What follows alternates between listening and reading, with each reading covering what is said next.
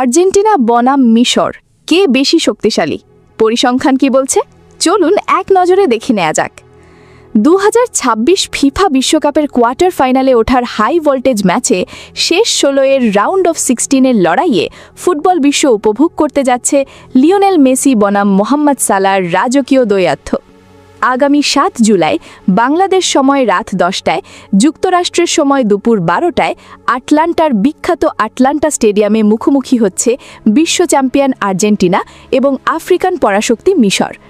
আন্তর্জাতিক ফুটবলের মুখোমুখি লড়াইয়ের ইতিহাস এবং শক্তি সামর্থ্যের বিচারে মিশরের চেয়ে আর্জেন্টিনা বেশ বড় ব্যবধানে এগিয়ে রয়েছে। হেড টু হেড পরিসংখ্যান, কে এগিয়ে? আর্জেন্টিনা এবং মিশরের জাতীয় দলের মধ্যে ফুটবল ইতিহাসে এ পর্যন্ত মাত্র একটি অফিসিয়াল আন্তর্জাতিক ম্যাচ অনুষ্ঠিত হয়েছে। মোট ম্যাচ একটি, 2008 সালের আন্তর্জাতিক প্রীতি ম্যাচটি। আর্জেন্টিনার জয় 1 ম্যাচে 2-0 ব্যবধানে জয় পেয়েছিল আলবিসেলেস্টেরা।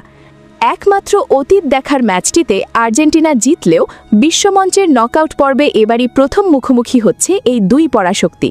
সামগ্রিক শক্তি, বর্তমান ফর্ম এবং স্কোয়াডের গভীরতার দিক থেকে বর্তমান বিশ্ব চ্যাম্পিয়ন আর্জেন্টিনা স্পষ্ট ফেভারিট। তবে মোহাম্মদ সালাহর মিশর যে কোনো মুহূর্তে বড় অঘটন ঘটানোর ক্ষমতা রাখে। রাউন্ড অফ 32-এর অত্যন্ত নাটকীয় ও রোমাঞ্চকর ম্যাচে কেপ ভার্দেকে অতিরিক্ত সময়ের লড়াইয়ে 3-2 গোলে হারিয়ে শেষ 16 নিশ্চিত করেছে লিওনেল স্ক্যালোনির দল, যেখানে অধিনায়ক লিওনেল মেসি ম্যাচের প্রথম গোলটি করেছিলেন। অন্যদিকে রাউন্ড অফ 32-এর ম্যাচে অস্ট্রেলিয়ার বিপক্ষে নির্ধারিত ও অতিরিক্ত সময়ের খেলা শেষে নাটকীয় পেনাল্টি শুটআউটে জয়লাভ করে শেষ 16-র টিকিট কাটে মিশরীয় ফ্যারাওরা। বিশ্বকাপ ফুটবল এবং আর্জেন্টিনা দলের সকল আপডেট পেতে স্পোর্টসের সাথেই থাকুন।